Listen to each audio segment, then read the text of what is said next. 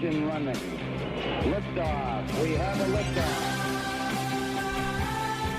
It's 9 after the hour. I'm Eric Erickson. This is Atlanta's Evening News on WSB. The phone number, well, let me hold off on the phone number. We're having some phone line issues. They're working on them. They just haven't finished here momentarily. I'll let you know. It is 9 after the hour, though, and I want to get into this audio.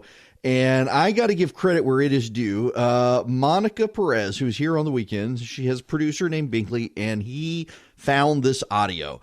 And I heard it yesterday, and I wanted to reach out to several people because I wasn't sure. It was found on the internet, didn't know where it had come from, and ran it by several people who said, yeah, this sounds legit. This sounds like that voice.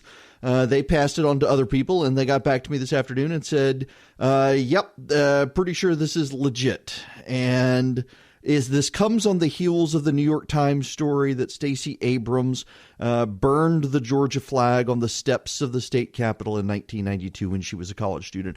I have to tell you, and I realize this is a sensitive subject for a number of people, but I want to tell you out of the gate, I do not blame any citizen of Georgia who is not white for being offended by the state having the Confederate battle flag on the state flag when it wasn't done until Brown versus Board of Education as a white protest to civil rights. Spare me your outrage over saying that. We're just going to have to agree to disagree on this. I don't have a problem with any black person in this state being offended by the Confederate battle flag. And I don't know that you can appreciate that, some of you, but that's where I stand on this issue.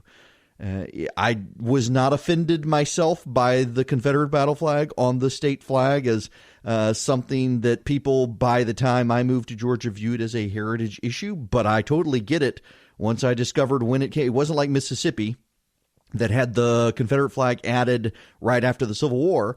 This was done as a white protest in the late 1950s against the Civil Rights era. And I totally get people not liking it, particularly if you're black. I mean, you're descendants of slaves in this country who people died under that flag to keep you a slave. I get it. We're not going to revisit the Civil War here. I'm just telling you, I don't hold it against Stacey Abrams for burning that flag on the state capitol steps in the 90s as a college student. I don't.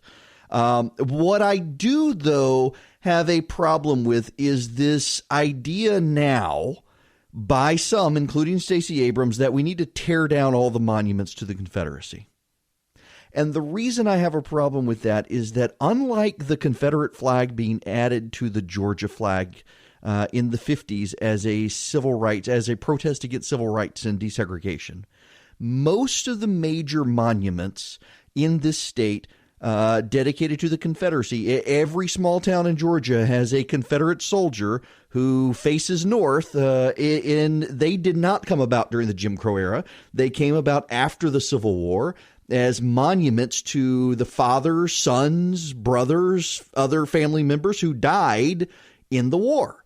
And people in the South, white people in particular, built those to honor the men who fought for their country. It was a different time. There were different views across the board, not just on slavery. There were different views on nationhood. There were different views on state sovereignty. There were different views on the United States. Keep in mind that it was not until after the Civil War that people began commonly referring to the United States as the United States. Prior to the Civil War, it was referred to as these United States. It was a big difference. And many families contributed money to erect those statues to honor the fallen soldiers of the South. And I do not think that we need to tear those statues down. I do not think we need to tear Stone Mountain down. I do not think we need to purge from our history these statues. That's actually what authoritarian regimes tend to do. I think if you look on these statues and view them with contempt, well, look on them and view them with contempt and remember the history you hold in contempt. If you look on these statues and you remember it was your great-great-grandfather who fought in the Civil War, well, remember your great-great-grandfather. We don't all have to have the same view about these statues, but I don't think we should tear them down. They are a historic legacy in this nation, and there's no reason for us to erase that history any more than any other history. And Stacey Abrams disagrees with that and wants to tear these things down. Her mother talks about that in this audio uncovered by Monica Perez and Binkley. And y'all, maybe it's a good thing the phone lines are screwed up right now. My goodness, I just looking at the couple of emails that have come in from me talking. Y'all, listen, I'm sorry, but I view the flag differently from the monuments.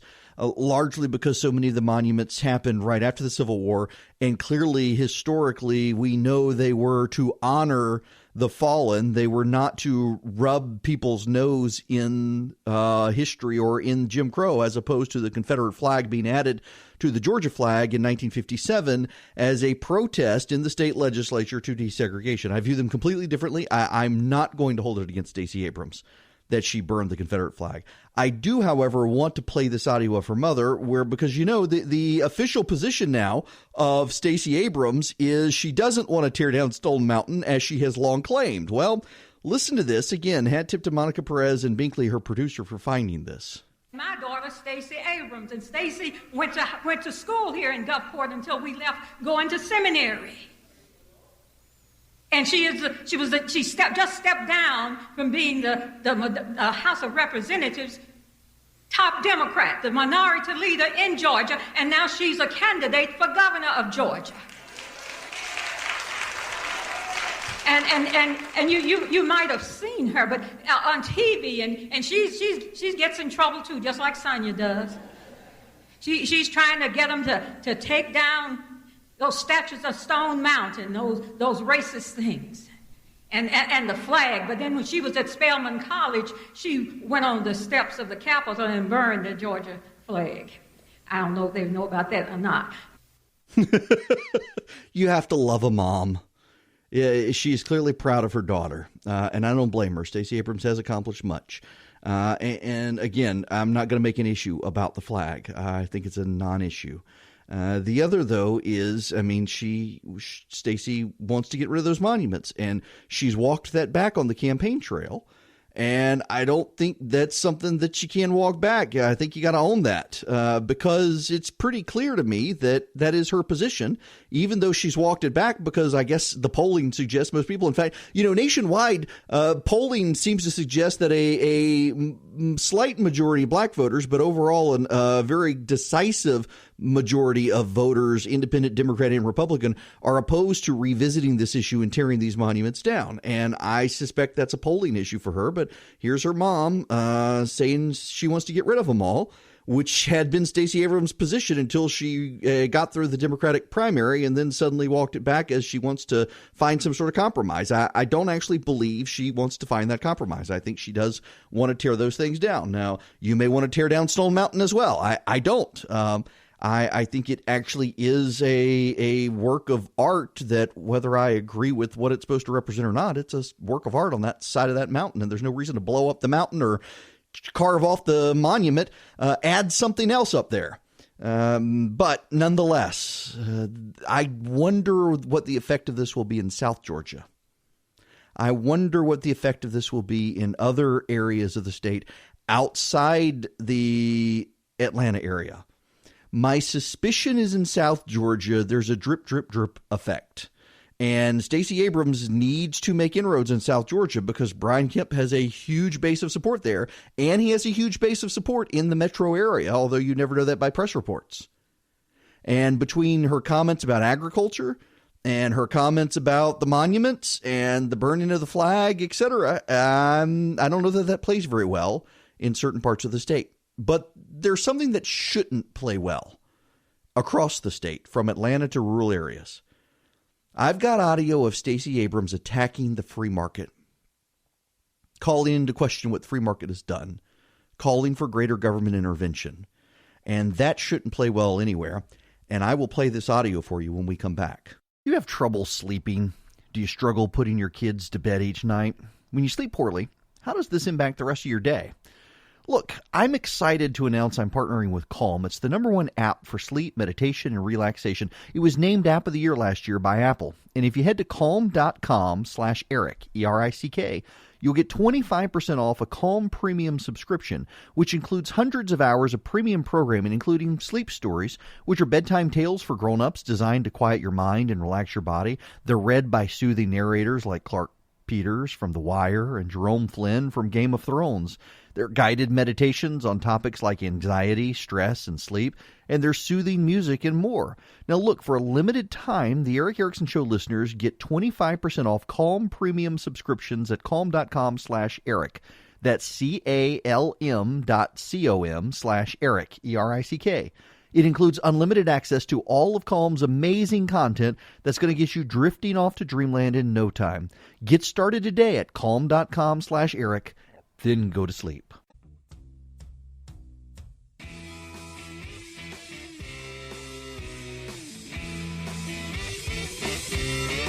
It's 25 after the hour. Eric Erickson here. The phone number, 404-872-0750, 1-800-WSB-TALK. Now, I want to play this audio of Stacey Abrams. We have had Stacey Abrams on the campaign trail insulting farmers, saying that we don't need people in agriculture, or hospitality. They should have jobs in renewable energy because climate change is real. And now she's attacking the free market. And I am sick and tired of hearing about the free market being the solution to this problem. Because I've never seen the free market write a prescription in rural Georgia. I mean, never seen the free market show up to give someone metformin so they can have a little bit of control of their diabetes before it turns into an amputation of their foot. I've never seen the free market say, I'm going to replace that stent in your heart next door and not make you go 200 miles to get it done. The problem with the free market is the free market needs to make a profit. The problem with the free market is the free market needs to make a profit. You know what, though? She's talking about health care. She wants government-controlled health care in Georgia. Let's walk back through this, shall we? And I am sick and tired of hearing about the free market being the solution to this problem. Now, think about your current health care. Because I've never seen the free market write a prescription in rural Georgia. Where did the doctors go to school? Many of them probably private institutions because of the free market. Where did the prescriptions come from? Not government command and control economies, but from the free market economy in the United States. I mean, never seen the free market show up to give someone metformin so they can have a little bit of control of their diabetes before it turns into an amputation of their foot. Where did that medicine come from? The free market. I've never seen the free market say, I'm going to replace that stent in your heart next door and not make you go 200 miles to get it done. And why is there a backlog of patients needing stents in Scotland and England and Canada and other places that don't have the free market? Because they don't have the free market. And where did the free market come from? Well, here. Where did the stent get developed? In the American free market. The problem with the free market is the free market needs to make a profit. And because the free market makes a profit, we got stents and great medicine and great health care, and could have greater health care if we unleash the free market, Stacey.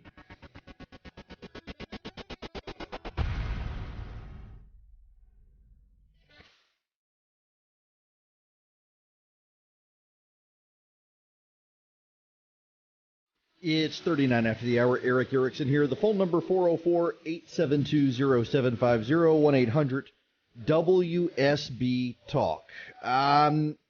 Just a quick word on Stacey Abrams. As I said, the flag doesn't bother me. It happened in 1992. You know, Brett Kavanaugh was doing keg stands in college. Stacey Abrams was burning the Georgia flag in college. What they've done after college, I think, is what matters. I'm not going to hold that against either one of them. And frankly, I don't care that a black person burned the Confederate battle flag. I don't care about it. It's not an issue for me.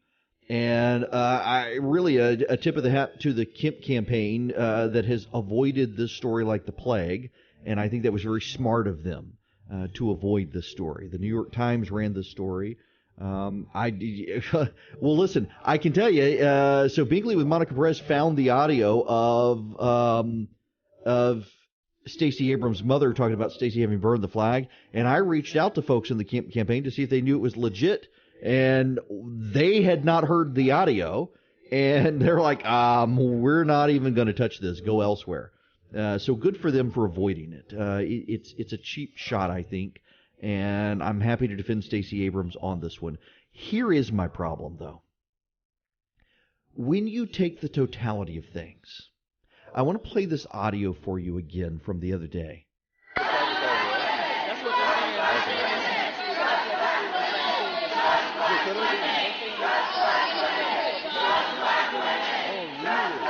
That is organizers from Stacey Abrams' campaign organizing a protest of her Democratic opponent merely for being white.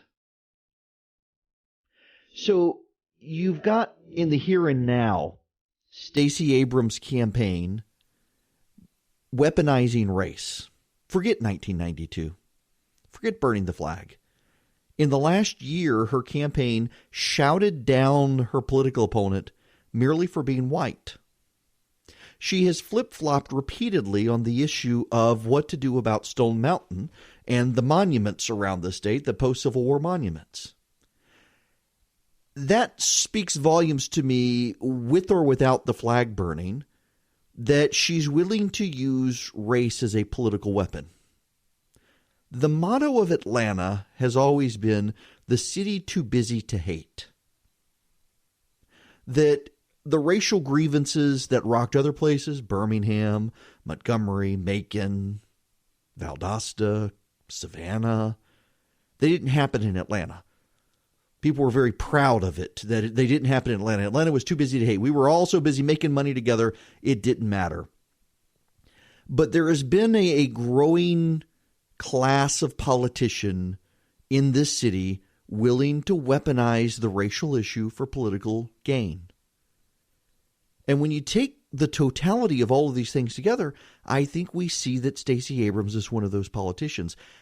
I don't have a problem with her burning the flag. I do have a problem with her and her campaign seemingly being willing to use race as a way to divide people. I have a real problem with that. I have a real problem with her campaign staff organizing a protest of a candidate because that candidate is white. Can you imagine the media reaction if Brian Kemp had organized a protest against a politician for being black? We would never hear the end of it. And yet the entire media has been willing to give her a pass for people on her campaign staff doing this, that she's turned a blind eye to. She's kept them employed. I've got a real problem with that. And it is that pattern that I have a problem with, the weaponizing of race issues at a time the country is already divided and being okay with that. You actually don't see Brian Kemp doing this. You see the Democrats doing this. And that, I think, is a real problem. That's what I have a problem with. It's too radical for Georgia. Now, let's go to the phones here. Kim in Peachtree Corners, you are up first tonight. Welcome. Hi, thanks for taking my call. Sure. I was just wondering if you knew either A, has anybody pointed out to Stacey Abrams if she wants a good example of how national health care would look? All she needs to do is look on Claremont at the VA Medical Center that just got 1 out of 5-star ratings. The VA system is just a microcosm of what national health care would be, and it's an absolute failure. And I hope Brian Kemp points this out to her in the debates. Yeah, it really is fascinating to me to hear Democrats say we need more government health care when the VA is the ultimate model in this country of government health care, and it is an abject failure.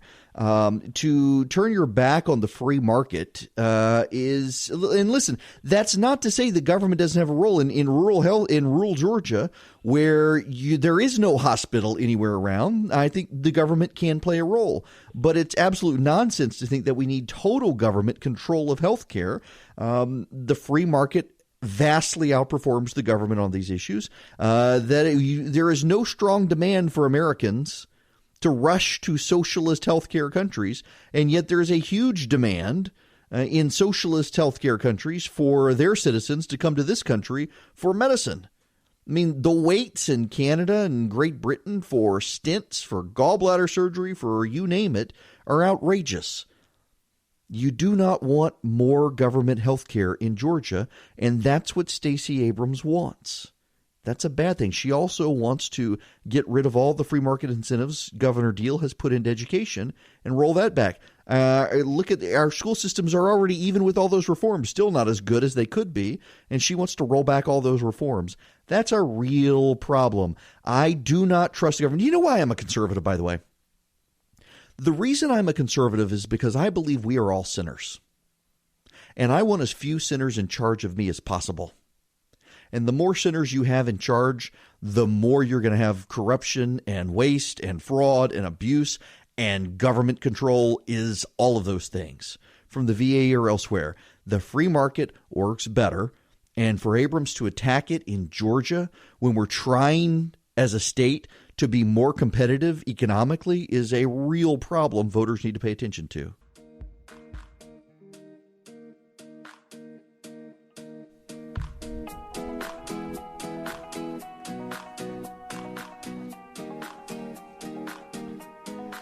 It is 55 after the hour. Eric Erickson here. Back to the phones we go. Karen in Atlanta, you're next. Welcome. Hi, Eric. Longtime listener. Thank you. Wanted to share a text message that I had received from the Abrams camp dated on May the 21st at 6:58 p.m. It reads, Stacey Abrams wants to make history as the first black woman elected governor, and it has black hands praying. I'm Courtney, Kortni, of Color of Change, PAC. Will you vote for Abrams on tomorrow? If this text message had come from the Kemp camp stating to keep the governor's mansion white male, it would have been all over the media. Yep. But I received this. I was so offended that I asked them to stop texting me immediately, and I told them that they were a racist. Well, good for you. It really is amazing how everyone wants us to be a colorblind society and move beyond race, and yet they play up race. And that's part of the problem I have with the Abrams campaign when they're going to go out and organize a protest against a candidate merely for being white and then scream racism about everything out there. I think it's a gross double standard. I really do. And I think that she's too radical for the governor's mansion, from weaponizing race to her campaign lying about voter registration issues, to her attack on the free market, to her gun control stance, to her tax increase stance, to her killing private education stance, on and on it goes. I think she's too radical for Georgia.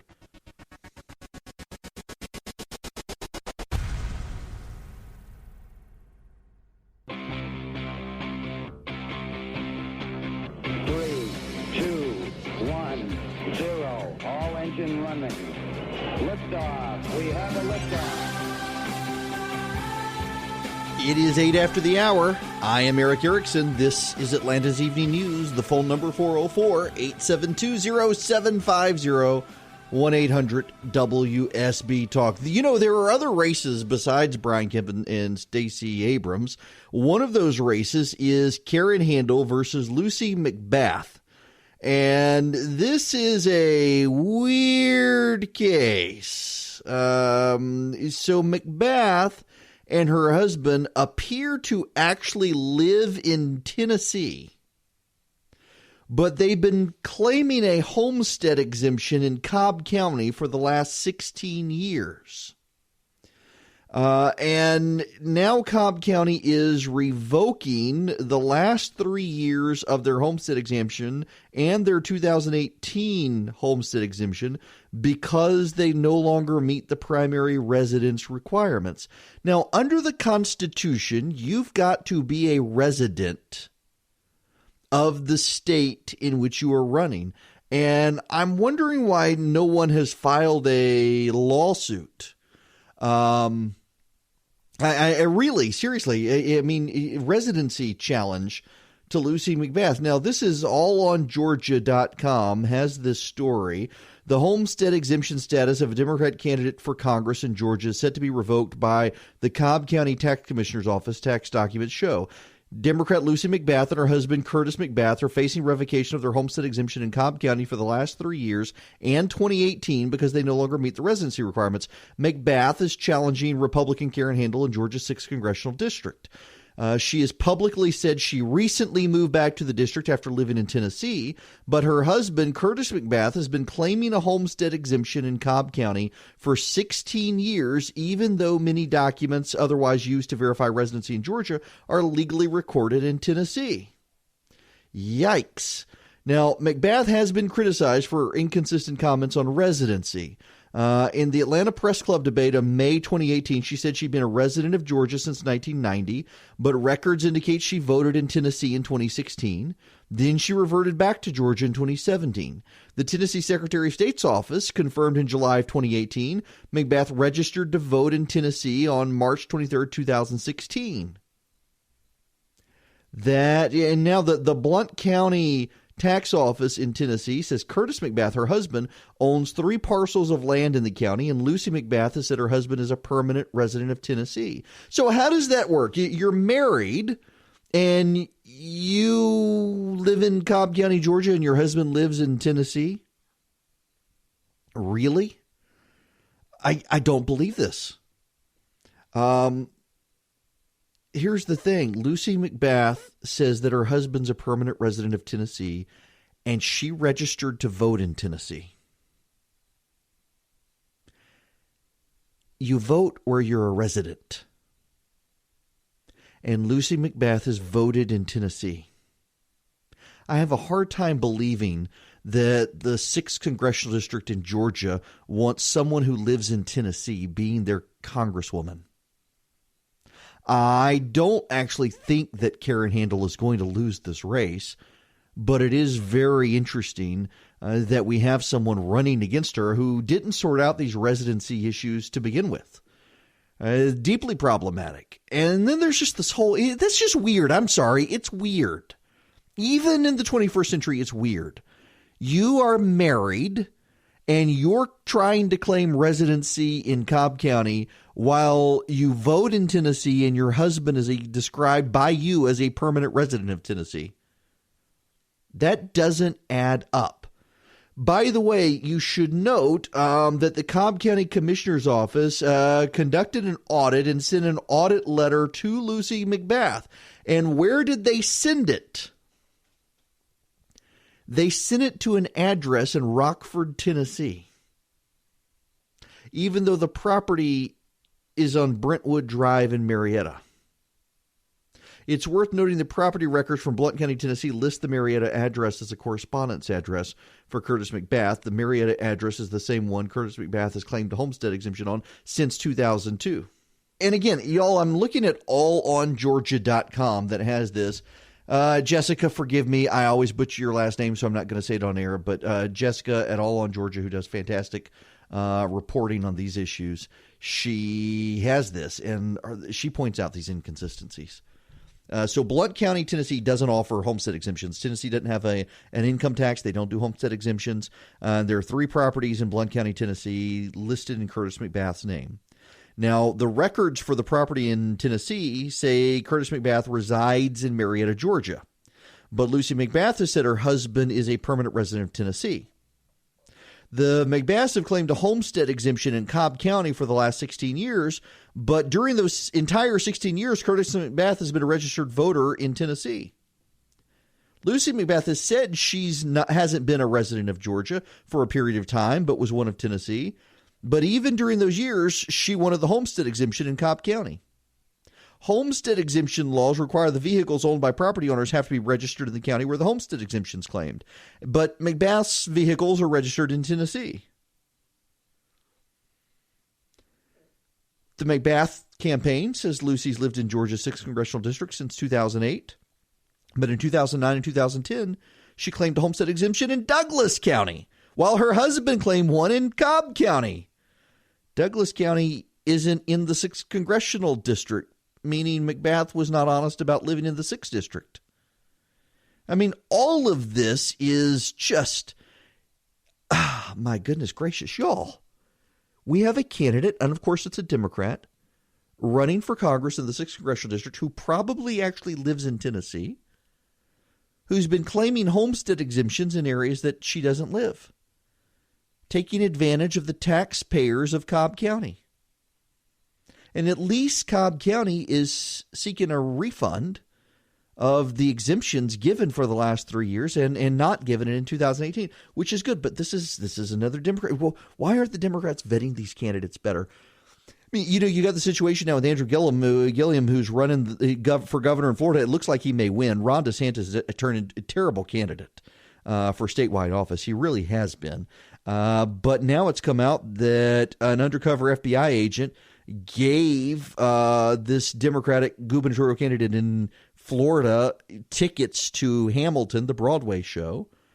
You got this Democrat here has, just around the country, you got, what's her name, Kristen Sinema in Arizona, has all sorts of problems. It's like the Democrats were playing up identity politics. You've got the black woman running for governor in Georgia. You've got the black man running for governor in Florida. You've got the open-minded hippie white liberal in Arizona. You got this lady in the 6th congressional district, and nobody bothered to actually vet the candidates. They were playing for identity politics, and they didn't bother to vet these people. And look what's happening by not vetting these people. Their campaigns are starting to fall apart because they were never vetted. But, this is the moral of the story here, by the way, is that primaries matter. Primaries matter. Primaries make you a better candidate in the general election, typically. Having rough and tumble primaries, look at Brian Kemp. The Stacey Abrams campaign is pouring on lots of dirt on Brian Kemp right now. And it's not affecting him in the polls. The reason it's not affecting Brian Kemp in the polls is because it's all old news. He weathered these attacks in the primary and the runoff. They've already been vetted. The voters have already heard them. They've already dismissed them. They've already treated them as old news. And meanwhile, all these things coming out about Stacey Abrams, in addition to the stuff she's currently saying on the campaign trail, all these old things are new. She didn't have a real primary, and no disrespect intended to Stacey Evans, but she didn't have the budget. And so she couldn't level these attacks. And so guess what's happening? All the stuff is coming out now on Stacey Abrams, on Lucy McBath, on Andrew Gilliam, on Kristen Sinema in Arizona, and you name it. They didn't have aggressive primaries. Nobody leveled these attacks on them. So they didn't have a chance to respond. And now it's happening right before the election, and they are getting their clocks cleaned as a result. Primaries matter. And neither party ever does well when they decide to coronate candidates. That is a lesson to be learned here. It is a lesson Republicans had to learn in 2010 and 2012. It is a lesson Republicans had to learn in 2006 when the Democrats cleaned their clock. It is a lesson Democrats are having to learn now. Coronations create terrible general election candidates. They need to weather the fires of a primary so that they can be vetted thoroughly by their own voters, and the other voters can be exposed to and inoculated from the negative news. That hasn't happened with these candidates. You have trouble sleeping? Do you struggle putting your kids to bed each night? When you sleep poorly, how does this impact the rest of your day? Look, I'm excited to announce I'm partnering with Calm. It's the #1 app for sleep, meditation, and relaxation. It was named App of the Year last year by Apple. And if you head to calm.com/Eric, E-R-I-C-K, you'll get 25% off a Calm Premium subscription, which includes hundreds of hours of premium programming, including sleep stories, which are bedtime tales for grown-ups designed to quiet your mind and relax your body. They're read by soothing narrators like Clark Peters from The Wire and Jerome Flynn from Game of Thrones. They're guided meditations on topics like anxiety, stress, and sleep, and there's soothing music and more. Now look, for a limited time, the Eric Erickson Show listeners get 25% off Calm Premium subscriptions at calm.com/Eric. That's CALM.com/Eric, E-R-I-C-K. It includes unlimited access to all of Calm's amazing content that's going to get you drifting off to dreamland in no time. Get started today at calm.com/Eric, then go to sleep.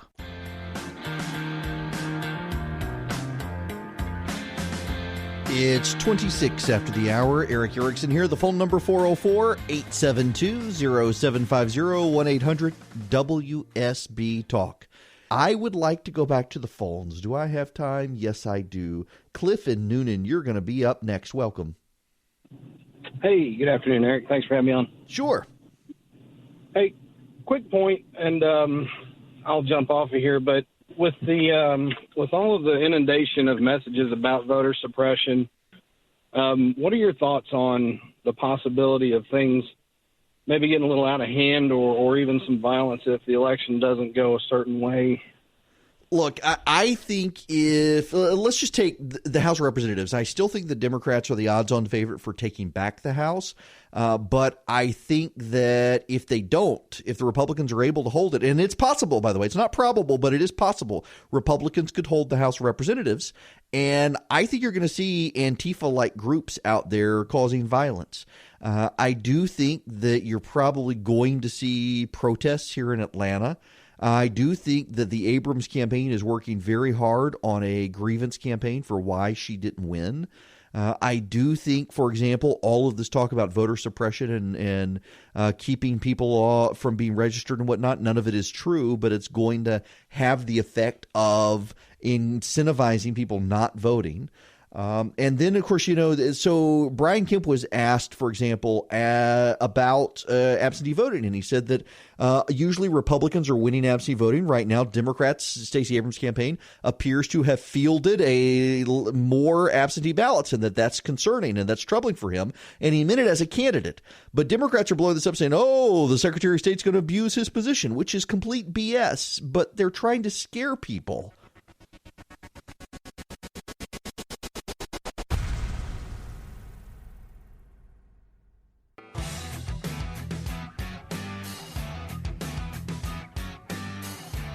It's 39 after the hour. The Brian Kemp, Stacey Abrams debate happens in a little while, and their leaked audio has come out today of Brian Kemp telling supporters that the use of absentee ballots by the Abrams campaign, quote, continues to concern us, especially if everyone uses and exercises their right to vote. Common Cause Georgia left-wing group and others are coming out saying this is the Secretary of State trying to suggest that he may do something because he's in charge of elections. You notice how they're trying to say, oh, this is a conflict of interest. I get this from people all the time. Do you really want a bureaucrat in charge of elections? We have secretaries of state who are elected to hold them accountable for running elections, among other things. And they're trying to play up this whole angle of he's abusing his power. They've built this entire narrative structure. The media has bought into it. None of it that they've reported has been true. The media's had to walk back numerous things. Like, for example, the Associated Press reporting that lady who had the hyphenated last name was a pending voter because of her hyphenated last name. And it turns out, no, she was a pending voter because she had already registered, was an active voter, and she registered again, slightly changing the spelling of her last name, and they flagged it as a possible duplicate voter, which it was. If you actually listen to the audio, and let me see if I can find this leaked audio here. Rolling Stone, a left-wing group at Rolling Stone, is playing this audio. Let me see if I can get this up here now. I'm in delay in case there's something else here. Let's see. On mute, turn this on the fly at Rolling Stone. We were going into the start of early voting with the literally tens of millions of dollars that they are putting behind to get out the vote efforts for their base. A lot of that with absentee ballot requests. They have just an unprecedented number of that, which is something that continues to concern us, especially if everybody uses and exercises their right to vote, which they absolutely can, and mails those ballots in. We got to have heavy turnout to offset that. Now, you hear that? There's nothing suspicious about that. Brian Kemp asked about how he's stacking up in early voting to Stacey Abrams. Gives a matter-of-fact answer that her campaign and outside groups are spending millions of dollars to turn out absentee ballots and early votes. And his campaign's got to stand up to that. He's answering a question, not as Secretary of State, but as a candidate, about how his campaign shapes up versus hers in early voting and absentee balloting.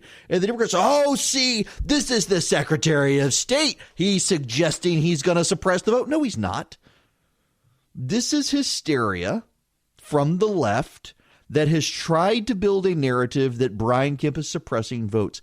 And everything they've done has proven to be a lie.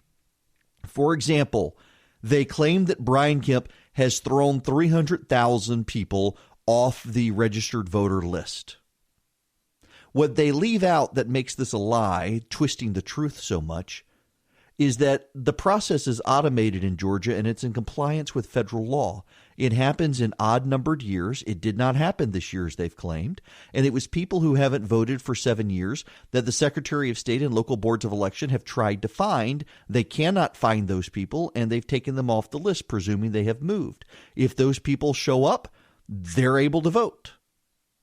The other is the what we went over with Secretary Kemp yesterday on the program is the pending voter file. Pending voters are people who may have had a duplicate registration, or they're not yet 18, but they've gone on and filed the registration because they will be 18 by Election Day.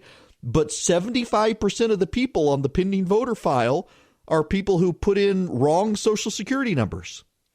And 23% of those people were generated by the Abrams campaign. It was the Abrams campaign, or rather the New Georgia Project, that submitted that paperwork. And people I've talked to in the Secretary of State's office beyond the Secretary tell me they think it was the New Georgia Project staffers who actually filled out the paperwork themselves, and they got the information wrong, not the voter. And they're leaving all of that out. They're trying to shape a narrative, and it's a fraudulent narrative. And yet that's what they're trying to do, to cast doubts on Brian Kemp. And I think the perverse effect is it's going to suppress the Democratic vote. People saying, why bother? It's going to leave a bad taste in people's mouth. This is Stacey Abrams yet again trying to divide people instead of unite people to try to win an election. It's very Obama-like. You know, there's other Wendy Davis, abortion Barbie from Texas, who ran for governor there a few years ago. I want you to listen to her spin on the Democratic campaigns and why they're not going after President Trump. I think Democrats are on their message, and they understand what has their voters motivated right now. They know that voters are motivated based on education, on local property taxes, as we are enduring the highest imaginable here in Texas. Yeah, you see, they're focusing on taxes, not Trump. But listen to this part of her statement. We had record turnout in our urban areas here in Texas. Dallas County seeing over 300% increase from 2014. Dallas is a blue county. Bexar County, Harris County, Travis County. Every one of these deeply blue counties are counties that are seeing extraordinary high turnouts on the first day of early vote, and we expect to see that all the way through to Election Day. Do you notice what she's actually saying there? What she's actually saying is that they're having turnout in already blue areas. The Democratic Party, Nancy Pelosi, Tom Perez, the chairman of the DNC, and others are starting to walk back all of the rhetoric about the blue wave. You see, I've been telling you guys for a while, and I said it again last night, that I think there's going to be a really big blue wave in this country. But it's only going to happen in already blue areas. So the problem for Republicans is that all the swing districts right now are Republican districts. And Democrats only need to win 23 of them to take back the House. And so the odds are the Democrats take back the House by a narrow margin. But this massive blue wave that we're seeing, it's already happening in Democratic states. It's happening in urban areas. It's happening in San Francisco. It's happening in Atlanta. That's why you got to go turn out and vote for Brian Kemp to offset it. There are more Republicans than Democrats in Georgia. Early voting for Republicans looks good in these areas. But, you got the situation in Florida with the hurricane destruction there in the Panhandle, a highly Republican area. That may hurt Rick Scott and Ron DeSantis. Ron DeSantis is hurting himself. But the blue wave is coming. It's just coming in already Democrat areas, so it really doesn't matter.